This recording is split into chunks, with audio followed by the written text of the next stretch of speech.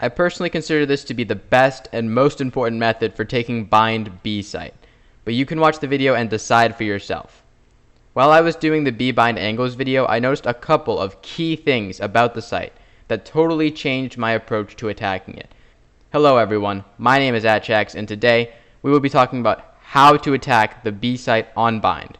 Make sure to subscribe if you want to be the first to see more content designed to help you rank up just like this. Alright, let's get right into it. I see a lot of players attack B bind with something like this. They smoke CT and elbow and take the site, clearing each angle and taking fights as they go, and then they plant. But let's think about how you can plant along this entire edge of the site right here. As a result, you may be able to avoid having to take the entire site. You just need to control some area to plant on so you can play after plant. The first method I want to talk about is the close smoke method. I think it is a good solution for when you lose rounds by not being able to plant or by trading badly trying to take site. This method blocks elbow and the two angles very close to site, isolating this larger area. It's really easy to take this if you have people long in window, when you don't have to worry as much about getting shot in the back from one of the site angles. While you attack, take advantage of the fact that the areas in the site are kind of closed in and small by using damaging utility like shock darts, mollies, and nades. I particularly like throwing utility back here. Then plant. I love this method for a variety of reasons, not the least of which is the speed. If you plant super fast, it's going to be like the defense has late rotations. Think about how many after plants you've lost by 1 or 2 seconds. That time could win or lose entire games. Besides this, since you smoke off a lot of the site, you may be able to take more fights in afterplant. In Valorant, you don't really want to have an even fight if you could have an advantageous one instead.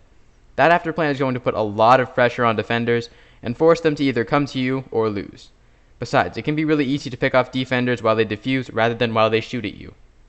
This strategy works best when you plant before the smokes disperse.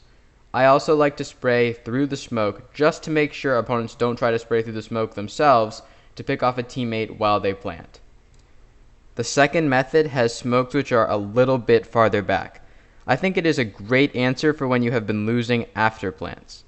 It shines when you want more map control but still want to isolate fights so that you have to do less at a time.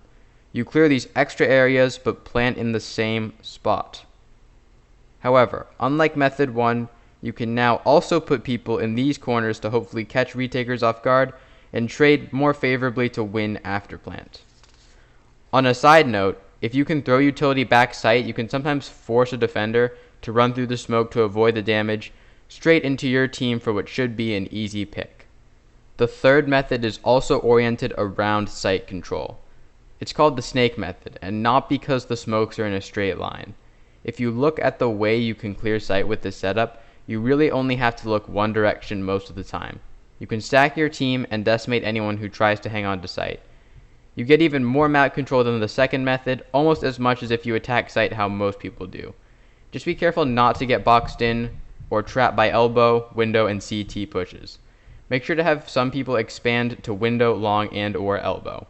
You can technically do this with a Viper wall or a Phoenix wall, but defenders can dip in and out of these very easily since there is only one layer.